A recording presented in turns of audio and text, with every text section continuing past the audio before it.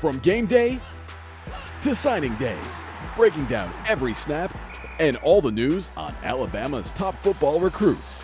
It's time for Crimson and Blue Chips with your host, John Garcia Jr.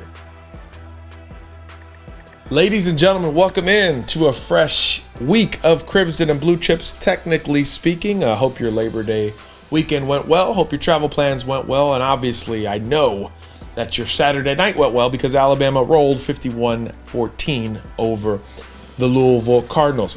We're going to revisit that one last time today. Not going to spend a bunch of time on it, but we are going to go a little bit deeper with the thoughts. Look, we don't got to tell you Tua was amazing. We don't got to tell you Deontay Thompson flashed. We don't got to tell you Jalen Waddle was a breakout candidate, all those things. You saw a lot of that. You're very smart Alabama fans. However, we're going to take a bit of a deeper dive into some of the intricacies with Tua's improvement, the offensive line, the defensive line, and things like that. Boy, we're going to kick off the show that way. Producer Kev going to help us out there. And then after that point, we're going to make fun of ourselves because we sucked in our preseason predictions. And it's already pretty proven after 1 week. So that's how good we are at predicting things.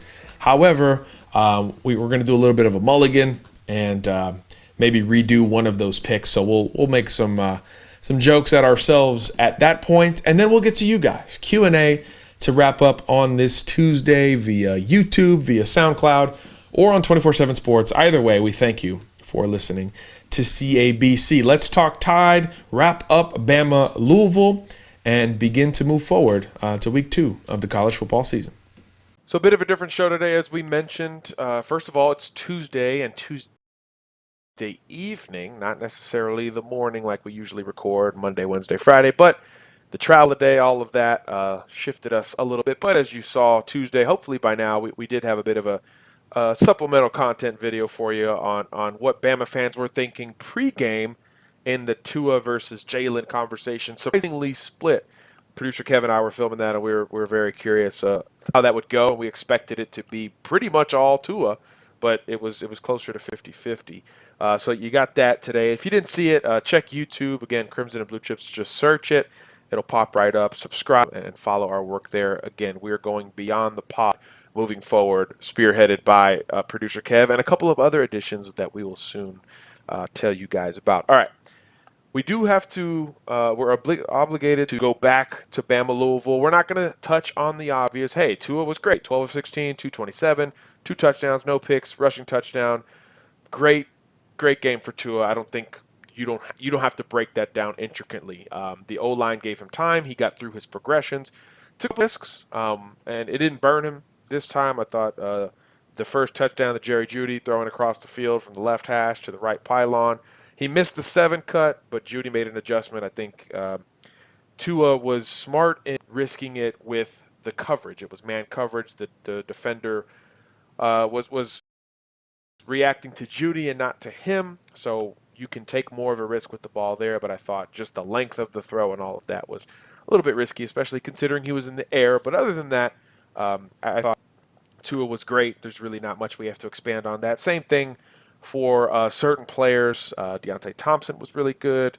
Devontae Smith was really good. Jalen Waddle, Jerry Jeudy. I don't think we have to spend much time with those guys. Damian Harris, when he got his touches, Josh Jacobs as well. Those guys are commodities we've long talked about, and they played as such. But what I do want to get into is some of the deeper elements of this game. I actually rewatched it on Tuesday afternoon and took some notes, took a lot of notes actually, on just some deeper themes that I thought affected the game. And the one I was most curious about was Alabama's offensive line. I know my initial thoughts following the game was that the O-line did what it wanted. I thought the run blocking was really good. The pass blocking was close.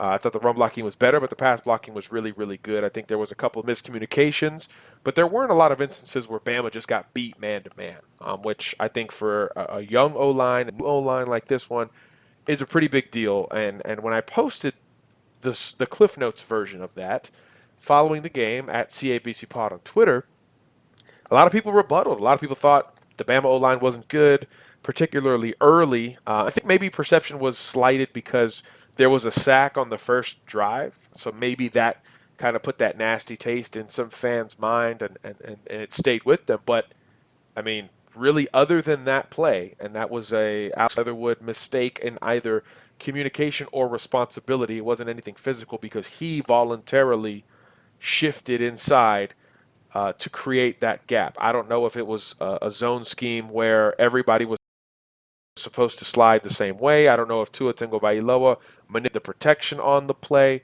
but Leatherwood slanted inside as if somebody was supposed to do the same outside of him. It would have been Jedrick Wills if that was the case. Either way, it was a miscommunication. Wills stayed locked on the edge. Leatherwood slid inside, and it was a free rusher to Tua, and he made the sack. Other than that, minimal pressure on the Alabama passers the rest of the way. Alabama quarterbacks, Tua Tagovailoa with 16 attempts, Jalen Hurts with 9 attempts, Mac Jones with an attempt, threw 26 passes on the night, not including scrambles, and I had the Louisville defense with 3.5 pressures. We just detailed the one pressure, which led to the only sack of the game for the Cardinals. Other one was the result of an overload blitz, which is literally designed to create pressure. You're bringing more than the other team has to block, so you're going to get that pressure. But it didn't result in a sack. Jalen Hurts did a good job of getting the football off. So the other ones didn't result in a sack, and I think the pressure was really minimal from Louisville, and it allowed for some of Tua's great moments. It allowed for some of the secondary receivers to have great moments. I mean, there were several where Tua got all the way to his third progression. And I don't know how many of you played ball or how many of you are aware of how rare that is, but that shouldn't be a constant. And for Alabama, getting to number 2 and number 3 was a routine for Tua Tagovailoa, even for Jason. So that means the offensive line is giving you plenty of protection. Damian Harris, Najee Harris deserves some credit for that as good blocking backs as well, not only physically but understanding where the support is needed. So, but overall, the O-line, the blocking, the pass blocking overall was very, very good from Alabama. The run blocking, which could have been part of that perception, maybe because Bama didn't have a bunch of big runs. Damian Harris had the 32-yarder, and beyond that, nobody had a 20-yard run. But there was a lot of consistency. The team averaged 5 yards a carry and ran for well over 200 yards. And I sensed, or I didn't chart any negative plays in terms of guys getting hit in the backfield. Every contact from the Louisville defense with running backs came at or beyond the line of scrimmage. Bring producer Kevin, because if we're talking O-line, this is where he has to see it. So I'm going the literal route, Kev, where I'm charting pressures, not necessarily the specifics of these offensive linemen. One, what did you think of the sack? Was that Leatherwood's mistake? Was it communication? And your overall assessment of Alabama's offensive line, given kind of the pushback we've received from complimenting them off of that live look? Yeah, I mean, my initial thought on the drive home when I posted my thoughts was I put an offensive line and 2 fire emojis because the offensive line, from me watching it, I felt like performed very well. And then after rewatching it, I stand by my thoughts. There was the sack was probably I'm going to go with a communication error. It looked to be zone protection. Everybody stepping one way, and so I'm going to go with that was on Wills for not coming down to the man over top of Leatherwood, because on that kind of protection, you're protecting your inside gap, and there should have been a step down into the inside gap by Jedrick Wills. Yeah, 2nd and 7 on that play, by the way, just for reference. It wasn't, 3rd and long situation type of down. So just, I don't know if that influences the thinking, but just for context. Yeah, it looked to be quick game. So that's usually the zone protection is in quick game. So right, and Bama did a lot of that early. I thought that was another theme because it's one thing for Tua to walk out there first, which he did, and the ovation, all that stuff. But what you saw was very manufactured offense. A lot of that quick game that you just mentioned, the first 4 throws or completions from Tua Tagovailoa, I charted all throws under 10 yards. Even the touchdown, which was the 4th throw in that sequence, that touchdown was within 10 yards. So I thought Bama really, Dan Enos, Mike Loxley, Nick Saban, Josh Gaddis, everybody really made it easy on him. Checkdowns, slants, quick game, as Kevin said. Plays where you don't have to get deep in the progression. Now, once Tua got comfortable, he did get much deeper in that progression, and he let it rip a little bit. The deep one to Jalen Waddle. He hit Jerry Jeudy on the seam route for another touchdown. A couple of other deep shots as well that were incompletions. But I thought easing him in, I should say, early was important for Tua. Not confident-wise. He's a confident kid, but just in terms of almost calming him down. He's an excited kid. When he came into that national championship game, he was kind of guns a-blazing, which created some of the perception had with Tua, but much more calm this time, less risk it looked like, and it was very clear that he was the guy. It was very clear that there was an ad on the computer screen, but it was very clear that he was comfortable and he was the guy, and there was a sense of steadiness and calm when Tua was out there, and not so much when Jalen was. Bring Kev back in real quick on that old line. Running wise, anything you noticed in particular? Again, no negative plays, but would you have called it dominant or just really, really good? I say they were really, really good. I wasn't ready to give them a dominant tag on the running game performance just because there wasn't that. I feel like we at least once a game there's that signature Bama run where the hole looks like you could drive a Mack truck through. Nobody touches him till he's 15 yards downfield. But I guess I'm also that sounds really spoiled of me to say that, but let's not act like Bama fans aren't spoiled. Okay? We don't need to do that. So, as an offensive line person, that makes me sound really like I expect way more than an average offensive line is going to produce. But no, I wouldn't say dominant. I would say very, very good. There wasn't enough, in my opinion, there wasn't enough run game to begin with. I felt like they used that stable, and then they didn't. I felt like they really didn't let one guy get rolling. I'm shocked to see them run the ball more. Very shocked. Yeah. So, especially being up that big, but let's be honest, their offense really didn't have the ball that much in the second half. And they're up big as well. Yeah, so and there you go again with the, that causes you to not, pound the ball like you normally would. So, but yeah, I would say they performed very, very well. Of Ross Pierce-Baker making his first career start at center, over 40 starts at guard, but obviously center and guard, two very different positions, which is something that we saw a little bit on Rolling with the Tide there. What did you think of a game? A couple, had to get a penalty, but no glaring weaknesses in terms of missed assignments or anything like that I saw, but I'm not the expert. No, you're right. He had a very solid game to be a first game, starting center, big stage, all that good stuff. He had a very good game.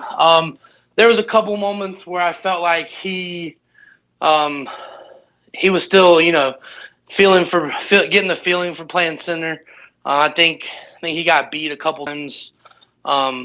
Just man on man, he got beat, and that was I'm going to contribute it to him still learning the center position. Like you said, 40 starts plus at guard.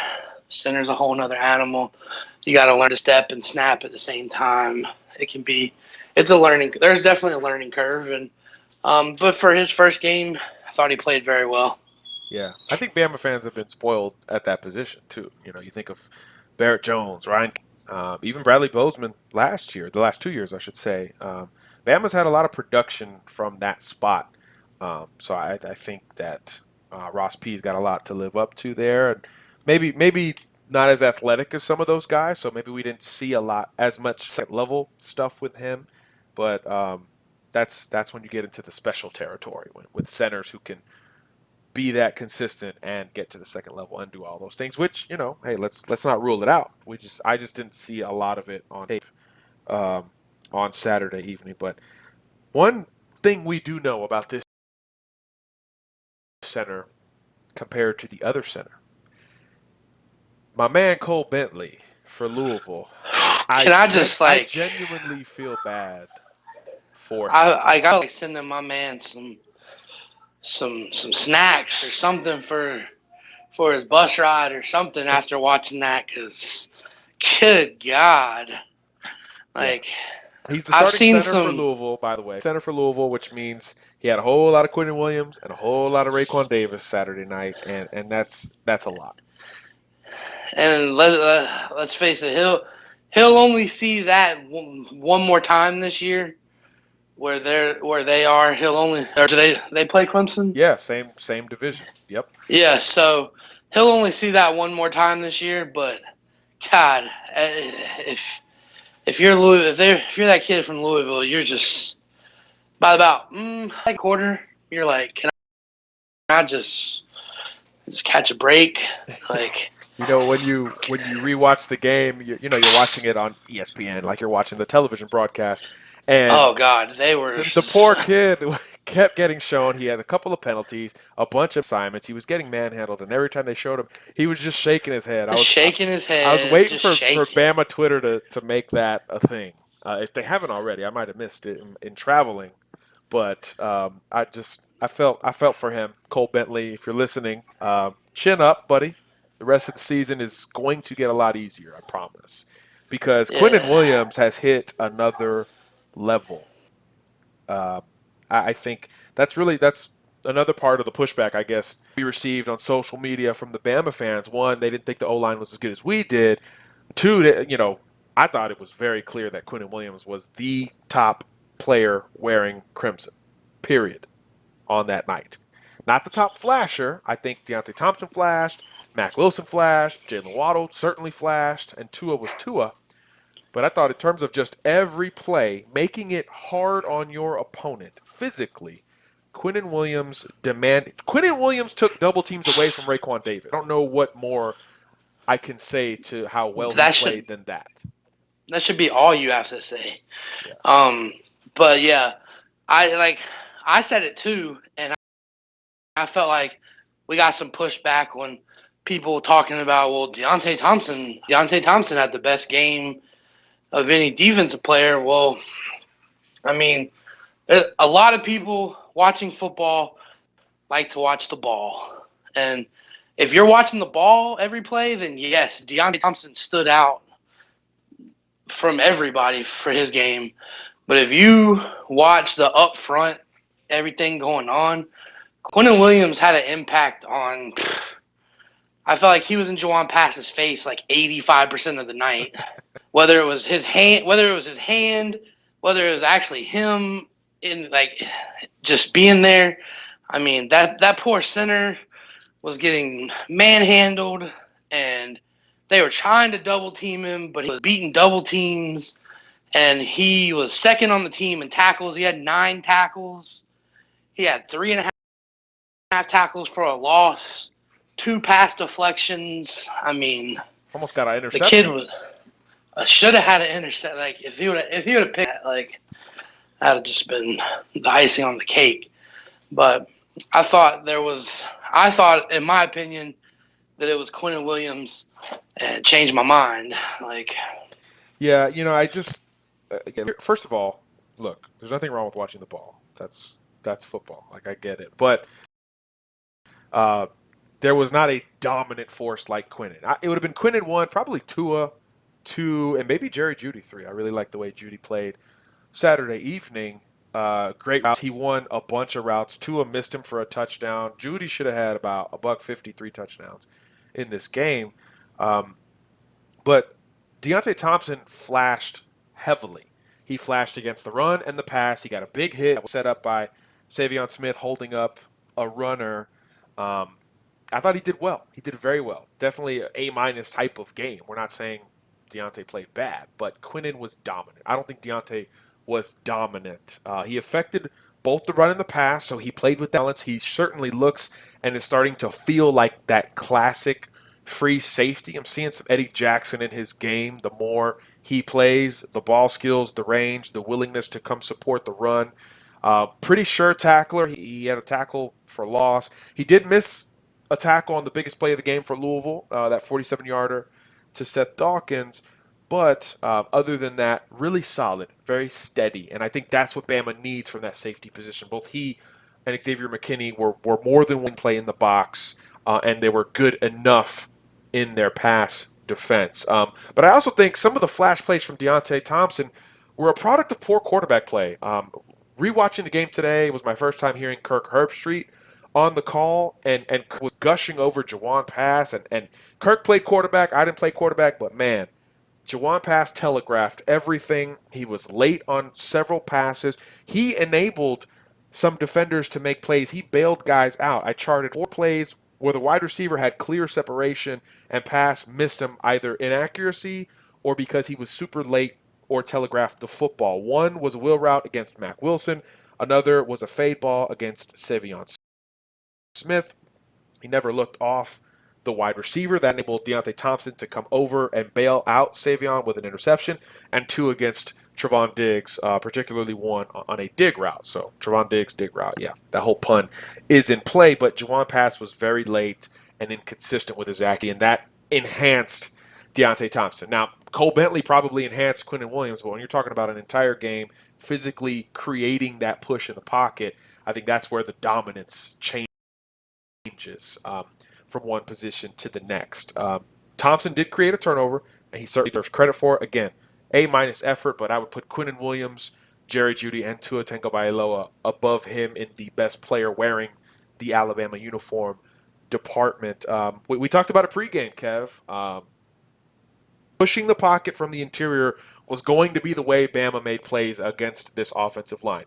The experience for Louisville was on the edge, or excuse me, on the inside, but the talent was on the edge. And I think you saw that with the lack of edge rushing consistency from Alabama. I think Christian Miller, Anthony Jennings, Jamie Mosley, not their best effort in terms of putting pressure on Puma Pass, but on the interior, where the experience was for Louisville, with Bentley, with Kenny Thomas, with those guys, that's where Bama was going to win big. We said it pregame, and that's certainly what we saw. But even then, I don't think we expected Quinnen to be that dominant. Again, forcing the issue with Jawan Pass up the middle. It's the shortest route to affect the passer. We just talked about Tua Tagovailoa getting to his third progression several times.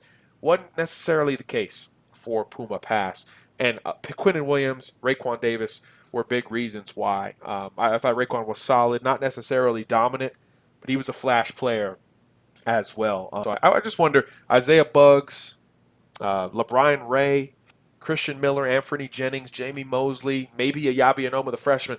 Some of those edge guys, those 5 techniques, those jackbackers, those sandbackers, I got them circled next game. That's kind of the game that I'm looking for them to rebound, because I don't think it was their best effort, and that's independent of any penalties or anything like that. A lot of people casually watching the game, they see the big sack and they think the O-line's not good. They see the Saban ripping Christian Miller and think he had a bad game. Well, in this case, it was not his best night, independent of that mental error. So certainly some stuff to clean up for Alabama, but I thought pretty solid all around. Again, offensively, I thought the O-line was great. Tua was really, really good, dominant, and then I thought that Deontay Thompson was one of the best players on the field as well, just not as dominant as Quinnen Williams. Mac Wilson flashed a little bit downhill. I think we talk about Bama manufacturing a pass rush, or maybe we haven't expected that over the years. They may have to if there are issues on the edge, and I think that's where Mac Wilson can enhance his value. We've seen Bama do it with other guys. Rashaan Evans most recently.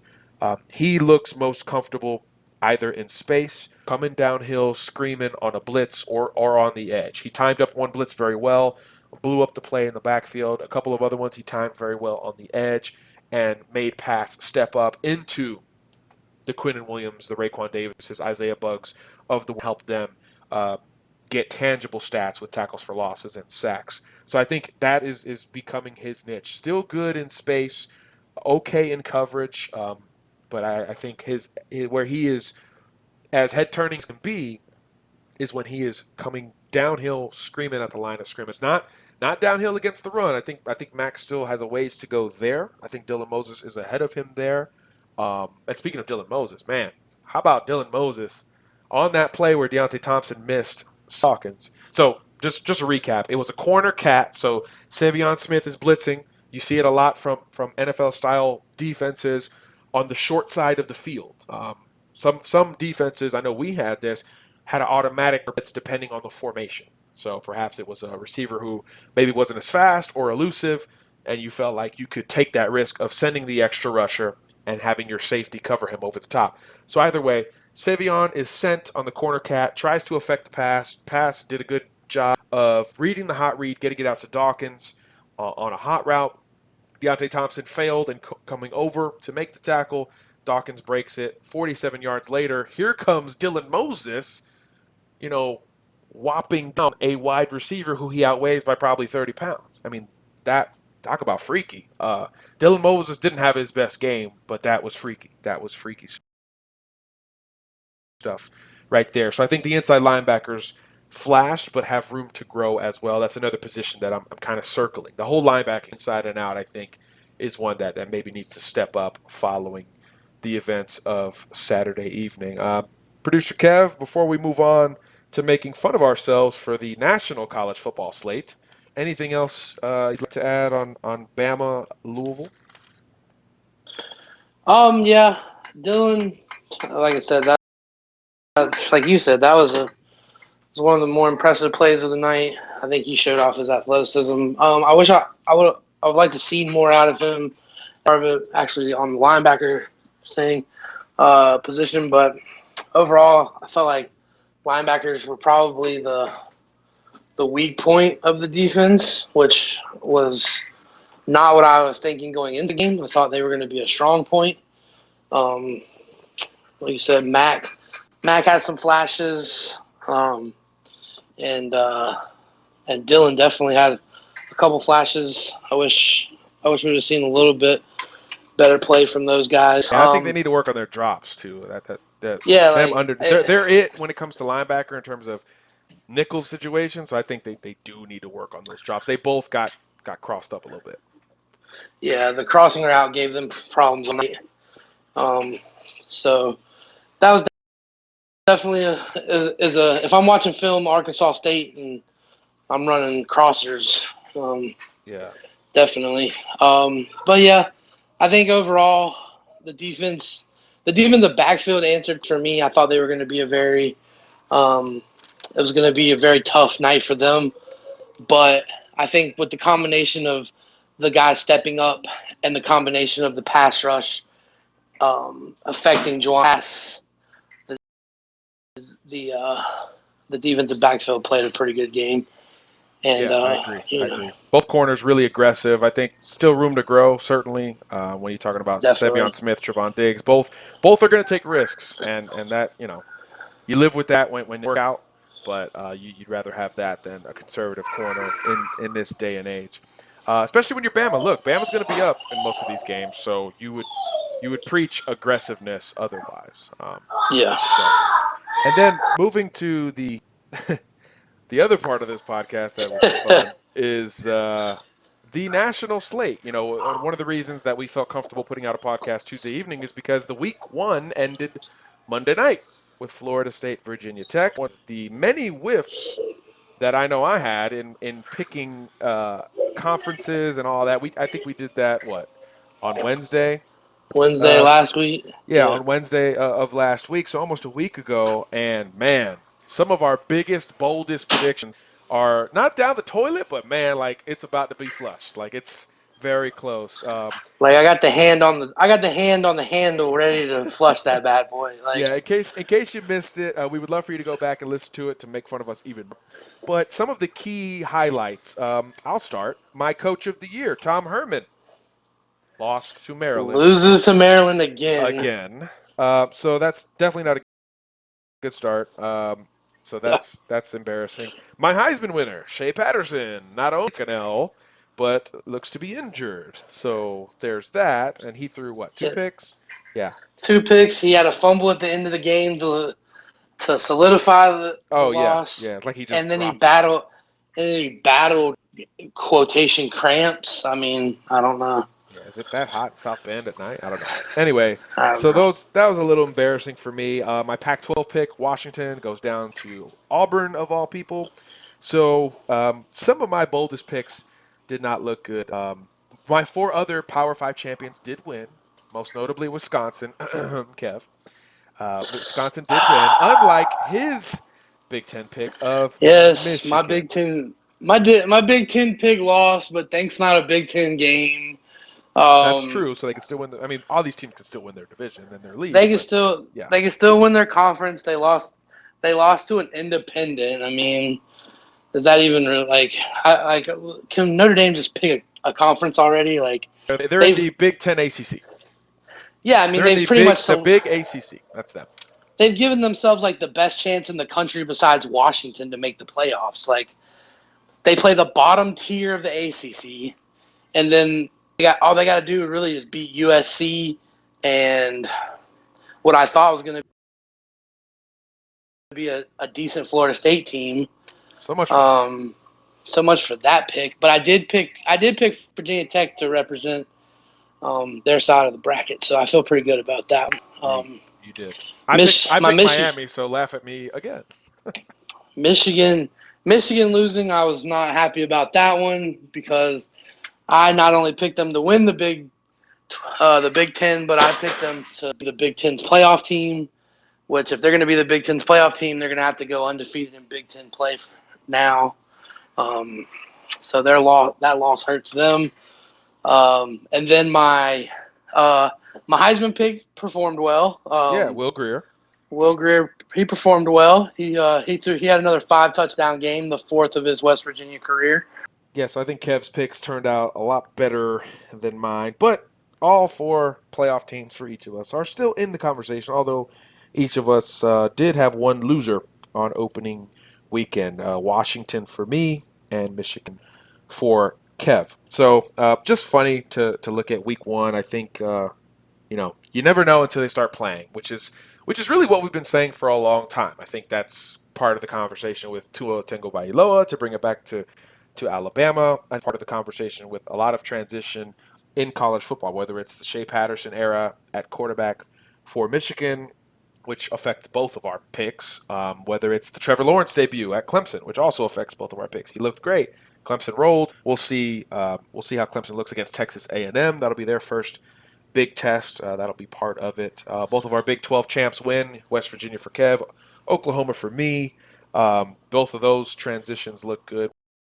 West Virginia with a lot of new pieces around Greer and for obviously for OU, the Kyler Murray era at quarterback. So it's just funny to look back. Like week 1, we're already dreading some picks. And Tom Herman's got to be the most embarrassing, I think, of all of this for me. I thought he was going to do it. I really did think Texas was going to be back this year, but I mean, all those guys are another year in the system. Schedule sets up pretty good. The Big 12, Texas, Oklahoma, West Virginia. I mean, that's kind of it. But I think we need to scratch Texas from that because definitely. No disrespect to Maryland, but if Texas is struggling with Maryland, I do not see how it affects the more prolific offensive teams in that league. TCU, OU, West Virginia. Texas Tech might give them a fight. I don't know. So this is a bit of a disappointment for Texas, but we'll see. We'll see. Maybe I put too much faith in Tom Herman. Maybe that was not smart on my end. But anyway, just funny to see how 1 week into the season, a lot of perception can change. So maybe overreactions, but I would probably mulligan. Let's do one mulligan of our picks. How about that, Kev? Let's do one mulligan pick. I'm writing it down on my handy notebook. I'll take a mulligan for If sure. you get one pick, I'm going Coach of the Year. I could go Heisman with Shea Patterson, but I feel better about Shea Patterson than Tom Herman. What's your mulligan? Is it a team pick? Is it an award pick? Who are you changing? I'm gonna change my Michigan playoff team. All right, so you had Michigan as a 4 seed, losing to Alabama in the first round, and that is now your mulligan. So who is your fourth playoff team now? Oh man. Who's going to Let's lose to Bama in the semifinal? who's gonna lose to Bama in the You, semifinal? for I'm reference, gonna you had go. Clemson as your number 2 seed, West Virginia as your 3 seed. So think of those conferences and Okay. react accordingly. So now since they already have a Big Ten loss, and I believe they're still gonna be the Big Ten champion. That's gonna knock Wisconsin out for me, and I'm gonna throw. I can't believe I'm doing this. I'm gonna throw.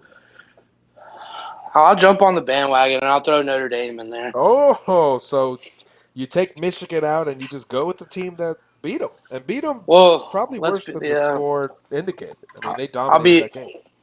I'll be cliche and yep. So Because I Bama, just Notre Dame in the semifinal. Will that game be as ugly as that Natty from a few years ago? I know I don't think so. Not with the way they looked. They looked good on Saturday. I think there was too much there to not even just kind of give them a second look. And then once I gave them a second look, and then I looked at that schedule, like that schedule's, It's setting up pretty it's good. a pretty good setup for them. They like I said, they play some bottom tier ACC schools. They got Syracuse, Wake Forest. They play Navy. So they have some games in there set up that they definitely should win, and I don't see them losing to any of those teams. So I think it'll set up a nice matchup. US for USC at the end of the season. I'll jump on it, and I'll be the first one to jump on it, and I'll go Notre Dame, my fourth playoff team. All right, so my mulligan is going to be Coach of the Year, Tom Herman. I'm off the bandwagon. I'm done. I don't care where you go the rest of your career. I'm off your bandwagon. Uh, and I will jump on. I don't even know. Uh, I'm staying away from the Big Ten. There's too much. There's too much there. Although I do have Wisconsin as a 4 seed in the playoff. I got to go with a conference champion who will overcome some things on the way to getting there. Oh man, I'm going to go Chris Peterson. I think they overcome this week 1 loss to Auburn. They still have their entire conference in front of them, and it sets up for them to get into that Pac-12 championship game pretty nicely in the North. I think Oregon will be a little bit better than people think, but other than that, I don't think Stanford's as good as maybe some people. And then, I mean, who else is even in that North? Colorado, those guys. I don't think they got a lot of resistance on the way to the championship. Yeah, Utah. And then I think USC at that same time will be really good because of JT Daniels and his maturation. You got USC winning the Pac-12. I've got Washington. I think that sets up for a really nice game. And I think if Washington gets by them, it all but clinches the Chris Peterson Coach of the Year, overcoming adversity week 1, flying across the country, and Auburn sneaking by, and those guys turn it around after that point. Heck, I got them as a 3 seed in the playoffs, so I got to go all in a little bit on Washington. So that will be a heck of a 12-1 run if they can pull it off. So just wanted to You make ourselves a little bit. What do you got? you sticking with Damien Well, I as mean, I the only have one mulligan. SEC. Yeah, I mean, I got one mulligan. All right. I think Damian Harris will have a monster year. I mean, heck, he had a pretty nice game week 1. I get in the box a little bit more. I think Yeah. Bama seems a little bit more apt to throwing the football now. Only had 7 carries, but he averaged 8 yards a pop. So, I mean, if he keeps doing that, he's going to be fed more, especially in games where Bama has to control the ball more. Let's be honest, they did whatever they wanted against Louisville. There was really no resistance from the Cardinals. So I think those games aren't going to help Damian Harris, but once the schedule goes down and SEC games start popping up, I think Bama's going to be more of a class in terms of running the football, and I think he gets the lion's share of the carries by default, and that will propel him to an unprecedented third straight 1,000-yard season, which has never been done at Alabama, which is pretty interesting. So I'm a kind of a corny dude who roots for history at times, so that could be an underlying thing for me to push for. And I think if he does it, he can get it. But if Nick Saban said Tua's the guy starting against Arkansas State, so if we're talking 80% of the snaps, Tua might be the much more logical selection for SEC Player of the Year. But he's shown me a lot in playing one half versus playing a full game the following year as a starter. Let's see it a few more times. There's that much more tape out on Tua, but certainly you can't not be impressed with what he did against one of the ACC's top handful of teams. So, again, we just want to make fun of ourselves a little bit. We get one mulligan. We're not going to get any more the rest of the year, but it was so funny and ironic how bad some of the picks were that I think we were due one mulligan. But we'll refer back to this preseason college football predictions piece here time and time again, just to look back and laugh and maybe be once in a while, but probably not. All right, let's go to Q&A. We'll shift gears and we will wrap up a rare Tuesday edition of the show. Let's get Q&A going in a hurry. We want to thank producer Kev for joining us there on the mic, in addition to his beyond the mic stuff that he does for CABC, a ton of it, and more on the way. By the way, he's putting together some fantastic content. But in looking at the rest of the plan today, we're going to jump to Q&A, get to you guys, discuss the very latest with what is on your mind, and to the surprise of nobody, there's a lot of conversation around this game. Alabama kicking off the season, getting to 1-0, and you guys are still talking about it with us via Twitter at CABC Pod, Instagram at CABC Pod, even Gmail, cabcpod@gmail.com. First question coming in from Raphael Monroy at CABC Pod. Hope all is well. Great game. Just need to clean up the mental mistakes. Tua needs to get at least 75% of the snaps. What's your take? The game felt differently with him in it. When Jalen was in it, it felt like the team knew it was going to be harder to score. Love the hat. Roll Tide Roll from Long Island, New York. Raphael referencing the hats we wore Saturday at Camping World Stadium. So check us out there. We may have some of those for sale if you guys would like to support the cause. All of those proceeds would go right back into the show so we can produce a better product for you guys. Stand by for that. But in terms of the quarterback distribution, I think it's tough. I think it's going to be very tough. Look, Nick has a special appreciation for Jalen. I don't know why he's being a little, what's the word to say? I don't think he was salty after the game, but he's being overprotective of Jalen as if this was a life or death situation and his kid's reputation was on the line, father, son. Look, you can be intimate with your players. You can say you love them. I loved coaches and teammates through 16 years of ball. I assume they loved me to some degree. That's great. But you don't have to be overprotective. He's reacting as if Jalen Hurts is being shamed by somebody, or the media is saying this kid has no chance and he's for sure leaving and he's gone right now.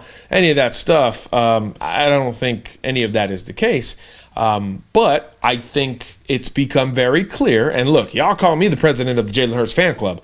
And even to me, it has become very clear that at least the benefit of the doubt, more than half of the snaps should go to Tua Tagovailoa.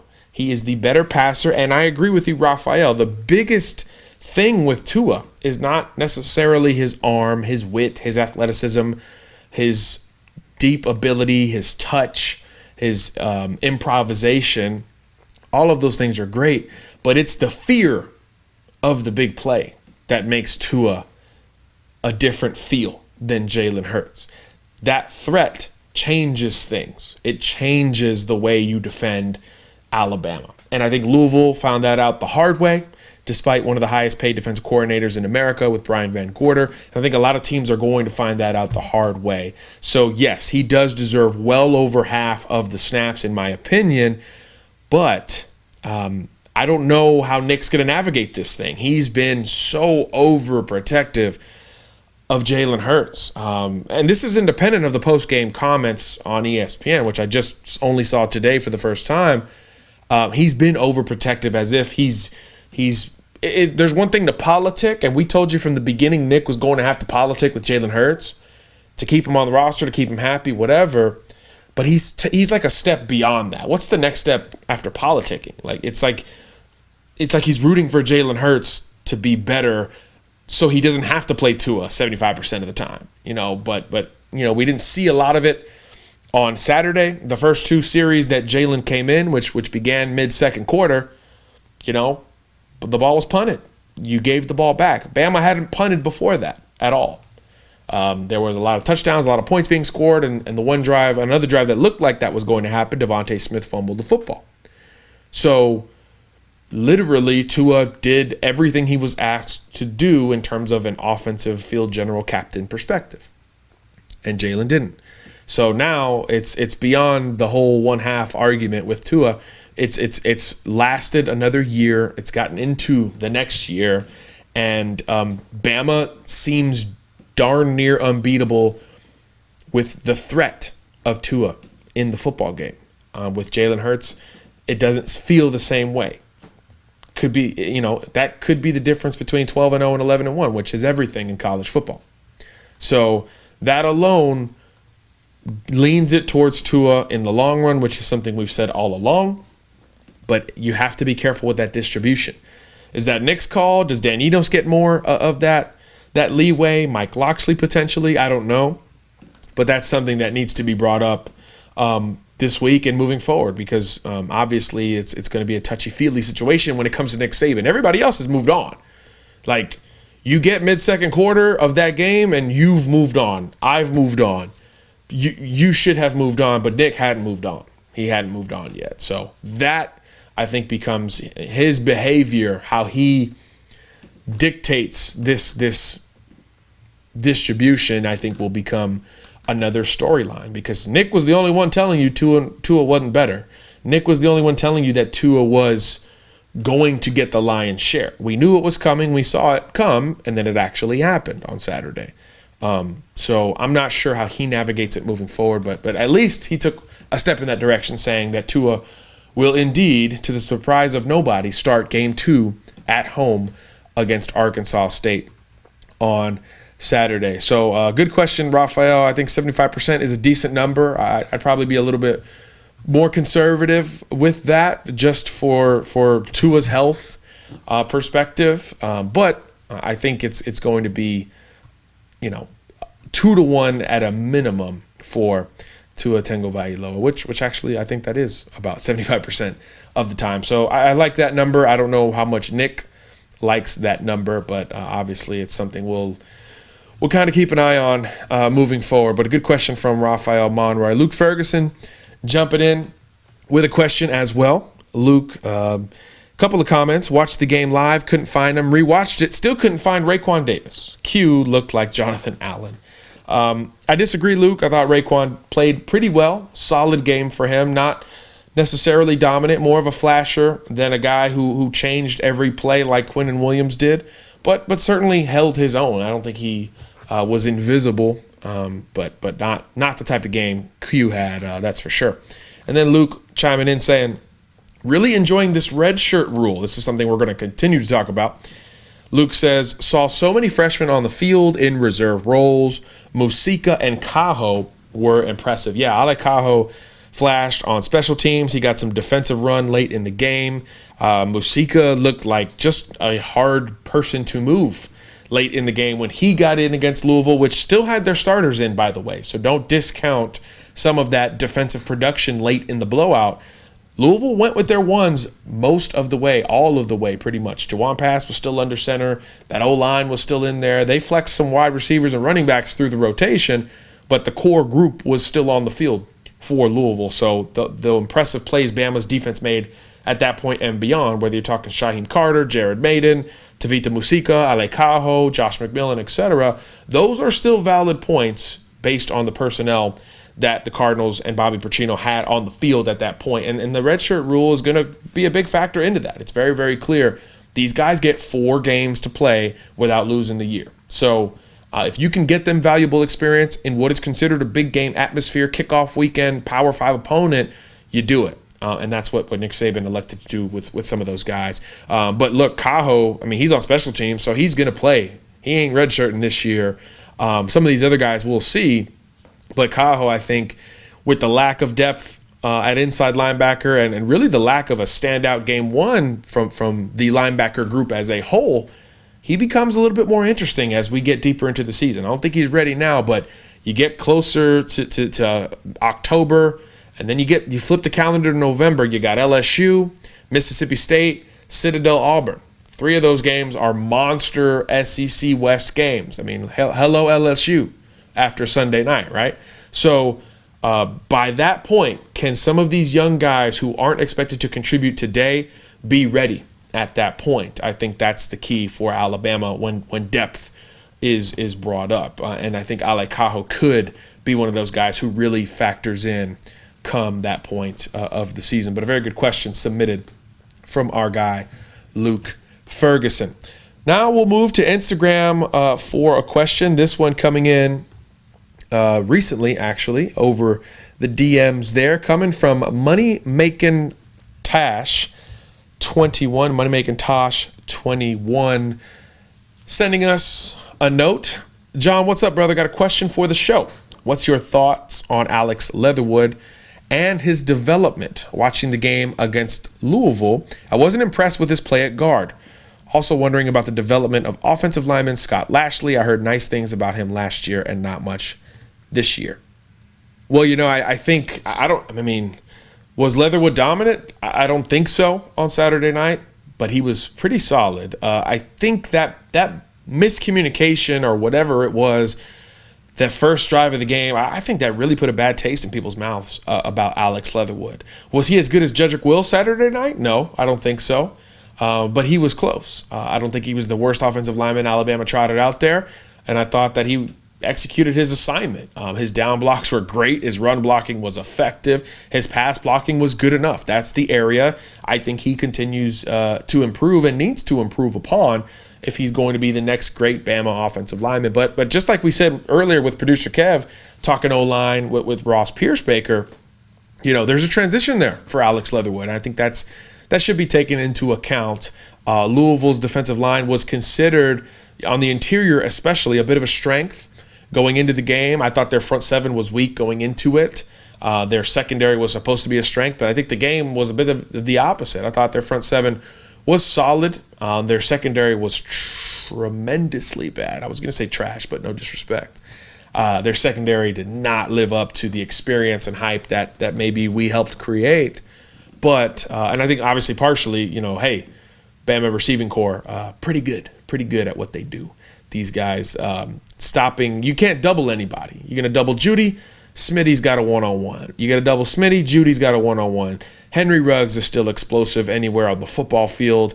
And then Jalen Waddle is the guy who you have to manufacture touches for all of a sudden. So you can't double anybody. So the tight ends, the backs, the slot guys are all going to eat, as the kids say, this year in the passing game, which, leans you a little bit even more towards the Tua Tagovailoa side of the conversation.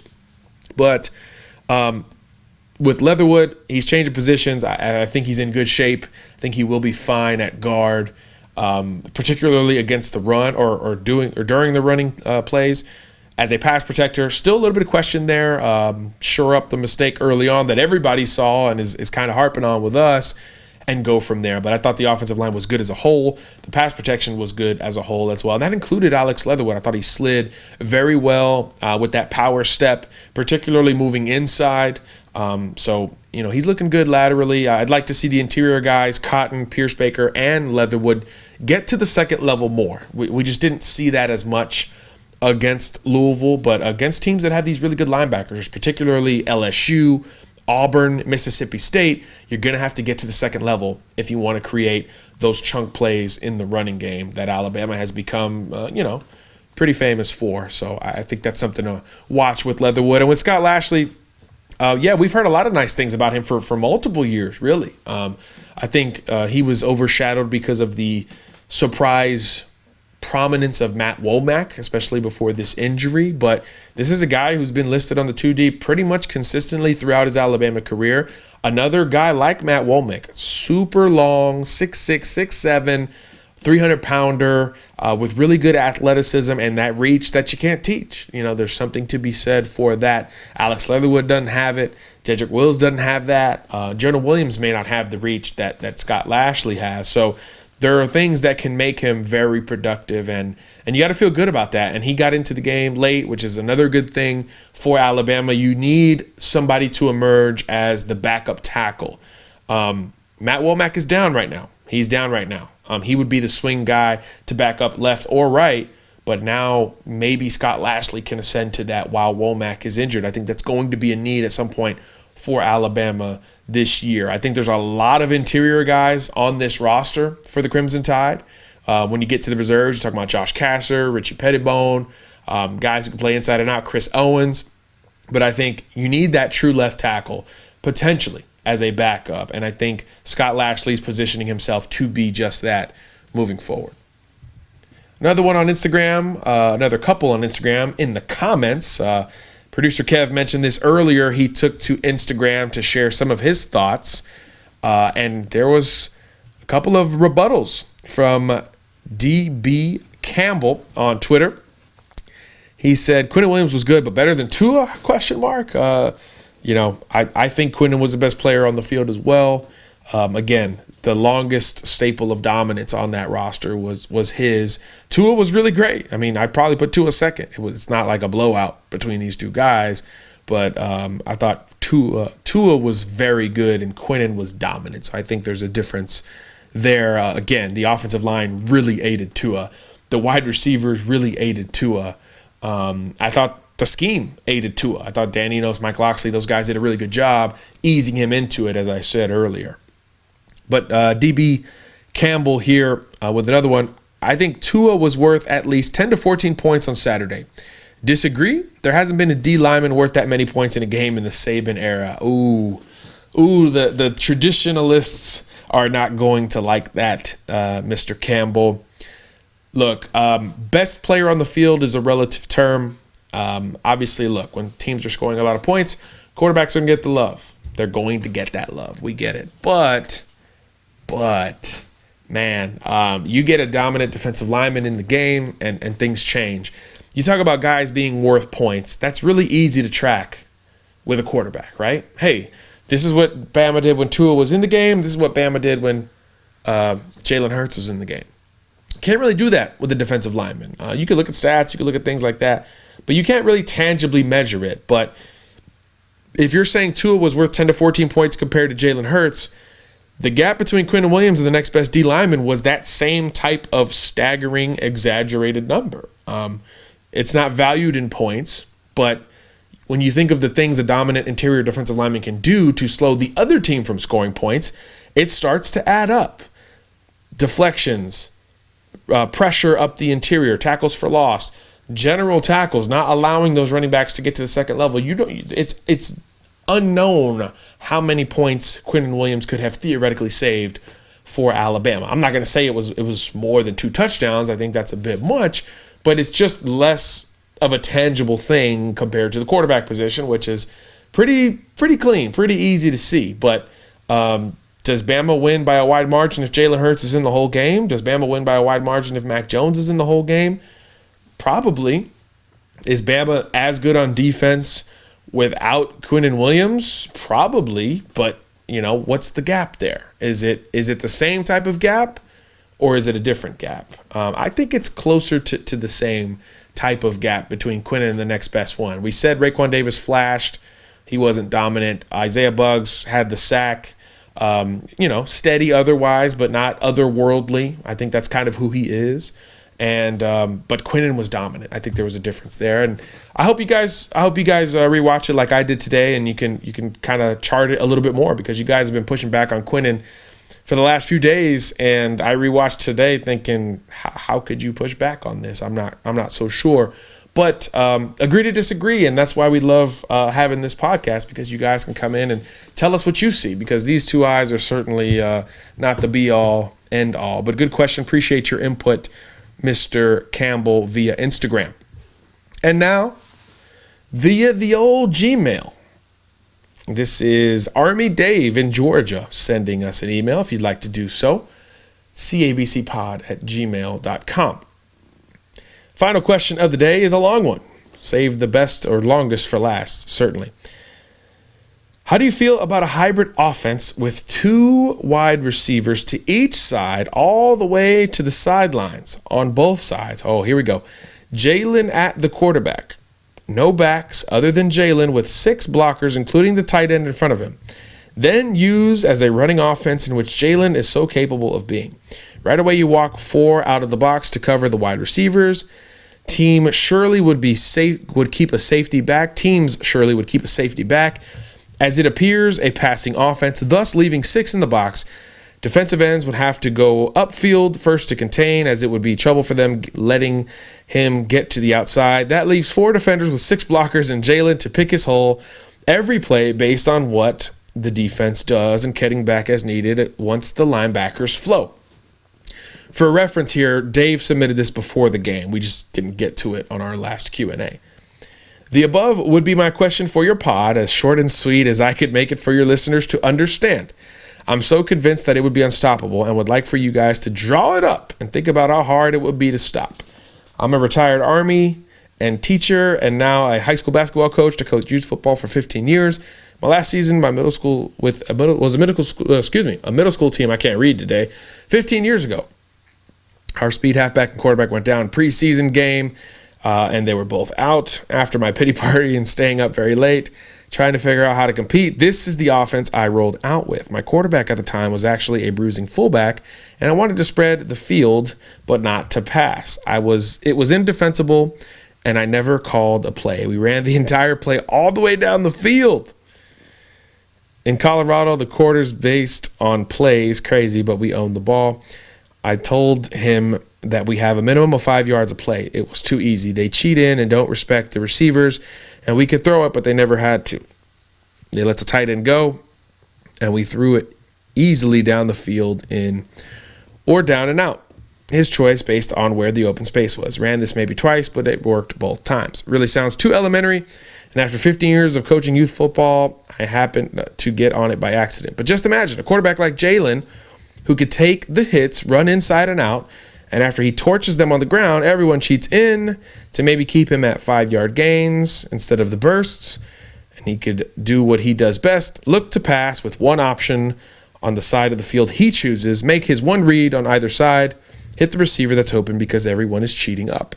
I once tried to sell this to our high school football coach, but as a JROTC instructor and a basketball guy, I was dismissed too easily. Perhaps it could have been easily defended. I just don't see it at all. Thanks in advance. Army Dave in Georgia. Love the creativity here. So for those of you watching on YouTube, we're going to draw it up. So Jalen Hurts, empty backfield quarterback, 5-man line, and a tight end, right? 2 wide receivers on each side, far outside of the numbers, drawing 4 defensive backs at least out there with them, right? So what Dave is saying here is that the linebackers on the edge would have to play outside, or the defensive ends, would have to play outside because there are no linebackers because you're pulling guys away. So 4 defensive backs away, that leaves 7 remaining prospects, 4 on the line, 2 at linebacker, 1 at safety in theory. So how do you defend the edge against that set? And what Dave is saying is that those ends would have to become rush ends, and now you're 6 guys, while those ends are tasked with containing, now have to play up the field. So that leaves 4 guys left in the box, not including the safety, and you have 6 guys to block those 4 guys. In theory, it sounds great, but I just don't know how long you can do something like that at this level. One thing goes wrong, and all of a sudden you can't do it. If you're dealing with a guy you have to double team up front, now you're losing blockers. And again, that threat of the pass has to be there if you're going to allocate 4 defensive backs out wide. Now, what I would do to combat that, if I know that you're not going to throw to these guys as much, what I do, especially if I have good physical corners, I'm going to line the outside corner up in press technique. I'm not going to bring 2 extra defensive backs out there. I'm going to keep my reserve defensive backs to split the difference between the tight end or tackle and on the other side and the inside wide receiver. So they're going to play some type of zone coverage where that outside linebacker can still maintain the edge in a running situation, which is going to be the case more times than not in this Jalen Hurts. In this scenario, I should say, with Hurts as the quarterback.